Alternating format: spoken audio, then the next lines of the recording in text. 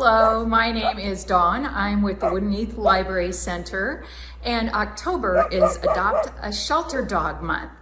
And in honor of that, I am going to share with you 5 great books that we have here at Mid-Continent Public Library that we have also featured on Rosie Fund's podcast called Dog Words. Now, Rosie Fund is a nonprofit that my husband Phil and I started 5 years ago, and the mission of that is to help senior and harder to adopt dogs have a better life. Over the last few years, we have filmed and promoted over 280 dogs. We have sponsored adoption fees for 80 of those dogs through Rosie Fund.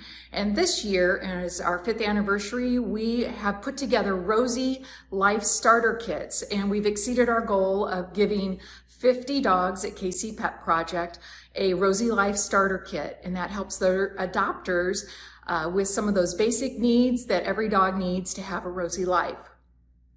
The podcast Dog Words this year, we were really excited because it was nominated as the runner-up of Best Local Podcast in the Kansas City Magazine's Best of KC. We have a podcast every Wednesday. It's all things dogs, and we have great guests that are authors, artists, experts in the field, volunteers, and so much more. So let's get started on those 5 great books.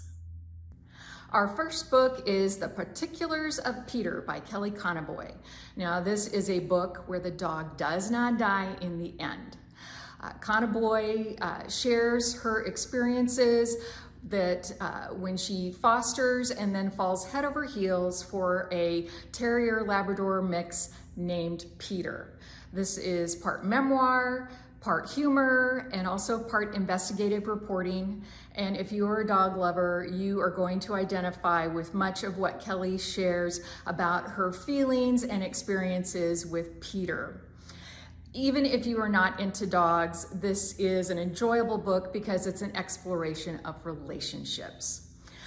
When Phil met with Kelly on the podcast, they talked about her writing influences, why she wrote the book, and also some of the things that Peter is up to today. Books 2 and 3 are by Emily Anthus.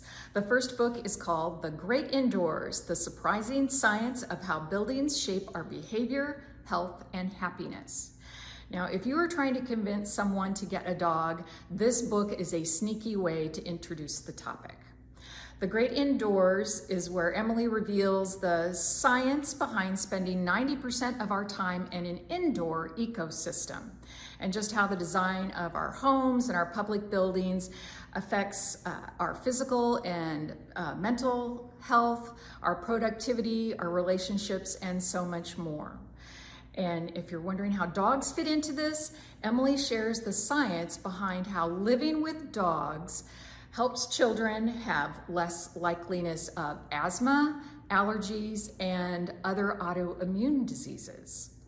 In the podcast, Phil and Emily talk about her other book, Frankenstein's Cat, cuddling up to the biotech's brave new beast.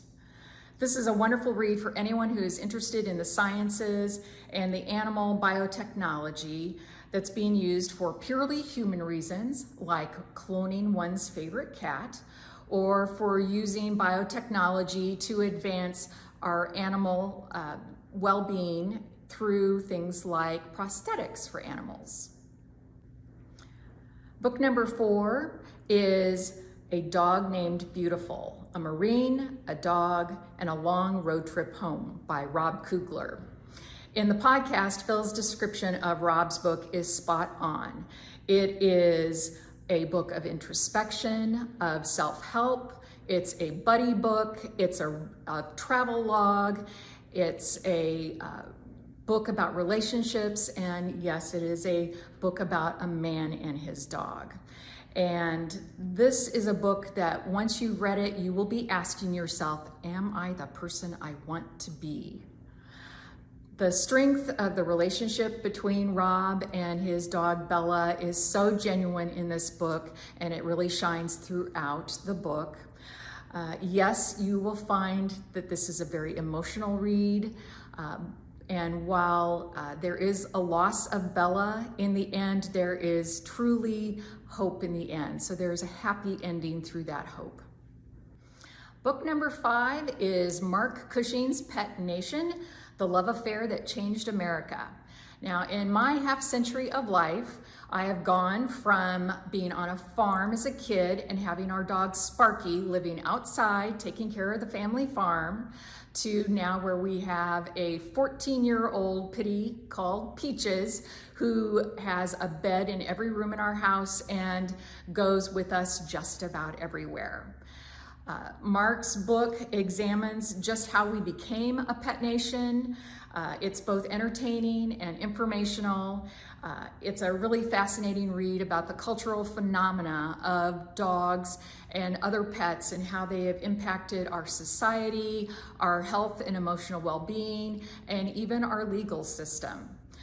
When Phil and Mark talked on the podcast, they reminisced about growing up with dogs and also talked about the reasons why he wrote the book and his professional background for writing the book.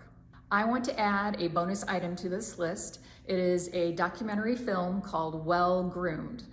When I came across the cover of this DVD in the library, I had to take it home, and it opened my eyes to a world that I did not know existed. Rebecca Stearns' documentary features these eye-popping dogs that are sculpted into colorful works of art. And what she really captures in the documentary are the women behind creating these masterpieces and just the stories of their connectivity and their love for dogs. When Phil interviewed Rebecca on the podcast, they talked about the art of making a documentary, the experiences of working with dogs in a documentary, and just a fascinating listen. And that's our list of recommendations for some great reads and a DVD that are all available for you to check out at the Mid-Continent Public Libraries. If you are interested in listening to the podcast Dog Words, you can go to rosiefund.org/podcast, or Dog Words is also available on a variety of podcast platforms. Thanks so much for watching today, and remember, adopt, don't shop.